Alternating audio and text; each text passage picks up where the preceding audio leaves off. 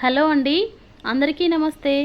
ఈ వీడియో వచ్చేసి రొయ్యలు క్లీన్ చేసుకోవడం అండి. మనం కొన్న తర్వాత అయితే షాప్ వాళ్ళు మనకి పైన ఉండే షెల్ అంటే తల, దాని కాళ్ళు అదంతా క్లీన్ చేసి ఇస్తారు. కానీ లోపల దాని ఫుడ్ స్టోరేజ్ అనుకుంటా ఈ నరం లాంటిది ఉంటుంది. దాన్నైతే వాళ్ళు క్లీన్ చేసి ఇవ్వరు కదా.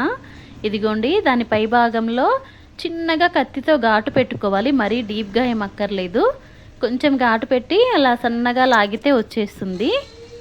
ఇంకా కింది వైపు కూడా ఉంటుందండి అలాంటిదే. రెండు వైపులు తీసేయాలి.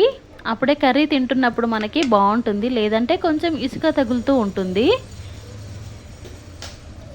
సో ఒకవేళ ఎవరికైనా తెలియకపోతే ఈసారి ఈ విధంగా క్లీన్ చేయండి. కొంచెం టైం అయితే పడుతుంది ఈ ప్రాసెస్ మనకి, కాకపోతే బాగా క్లీన్ అవుతాయి. తింటుంటే కూడా మనకి ఇబ్బంది ఉండదు. సో డీప్ కట్ అయితే ఏం అవసరం లేదండి. లైట్గా చిన్న కట్టు పెట్టేసి పైనుండి కింద వరకు ఆ నరం లాగేస్తే వస్తుంది. కొంచెం స్లోగా లాగాలి, కట్ అవ్వకుండా. అంతే అండి. ఈ వీడియో నచ్చితే ప్లీజ్ లైక్ చేయండి, ప్లీజ్ సబ్స్క్రైబ్ చేసుకోండి. Thanks for watching.